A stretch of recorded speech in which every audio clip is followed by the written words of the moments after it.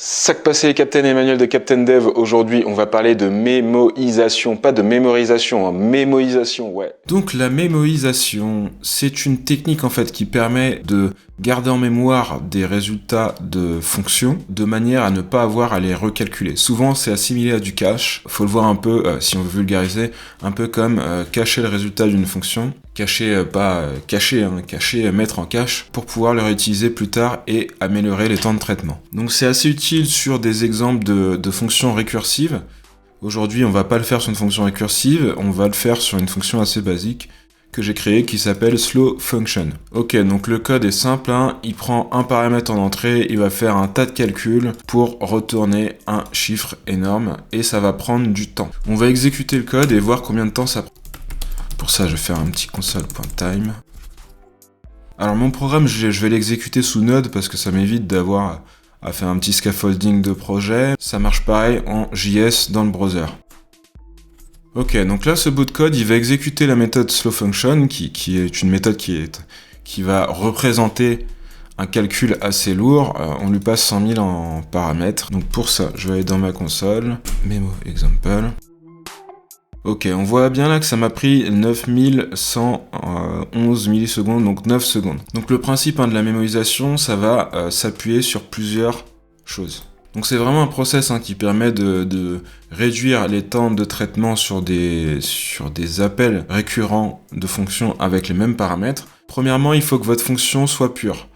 Si votre fonction est impure, n'essayez pas d'utiliser la mémorisation, vous allez avoir de gros soucis. Je vous mets un petit lien là sur les fonctions pures et impures. Allez, on continue et après je donne la suite des explications derrière. Donc, je vais créer une fonction qui s'appelle memoizer.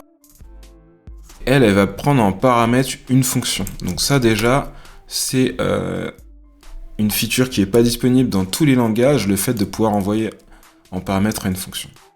Const cache. Dans les exemples que vous voyez d'habitude, on voit souvent des arrays. Moi, je vais utiliser un map, parce que c'est possible aussi.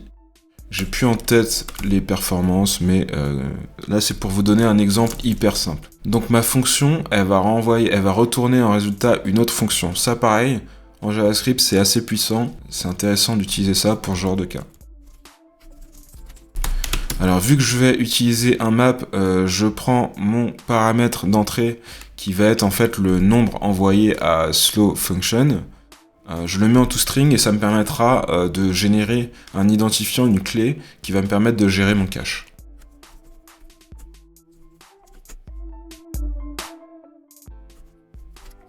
Ok, donc avec cette ligne de code, en fait, le workflow est le suivant. J'ai mon identifiant, je vérifie s'il est dans mon cache.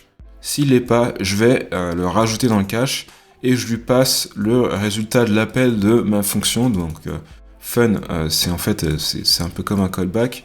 Je lui passe le résultat et il va venir le stocker. Et à la fin, je fais un return cache.get identifier. Bon, on n'est pas à une optimisation totale de ce bout de code, mais là c'est vraiment pour que vous puissiez vous rendre compte du workflow. Et donc derrière, je vais créer ma nouvelle fonction qui prend en paramètre ma slowFunction avec mes memoizer. Là, vous notez que je lui passe surtout pas les parenthèses, ok ? Et là, en fait, ce que je vais pas oublier de faire, c'est d'appeler memoize de slowFunction 2 fois. Pourquoi ? Parce qu'en fait, la première fois, on va faire les calculs, parce que tous ces calculs-là, il faut bien les faire au moins une fois dans l'exécution du traitement. Et la deuxième fois, on va faire appel aux données qu'on a mis, entre guillemets, en cache. Je sauvegarde. Boum, et là en fait on a notre premier traitement qui est de 8,7 secondes et le deuxième qui est de 0,48 millisecondes. 0,048 millisecondes. Ce qui se passe, c'est que grâce à la mémorisation, on a stocké le résultat de la première exécution dans le cache et c'est pour ça du coup que le deuxième appel est hyper rapide. Je vais vous redonner un exemple. Si je fais ça mais que je change le nombre, vous allez voir qu'on l'a plus en cache et que du coup ça redevient lent. Je vais laisser s'exécuter.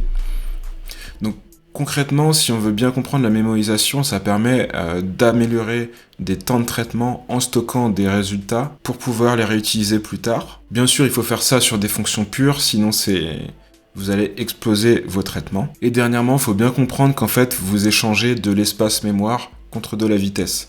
Parce que plus vos calculs, plus les résultats de vos calculs sont gros, plus vous allez augmenter l'empreinte mémoire, parce que forcément pendant l'exécution, le cache va venir se remplir de plein de trucs. Mais ça vous permet d'augmenter la vitesse de votre traitement. Donc c'est aussi une sorte de trade-off.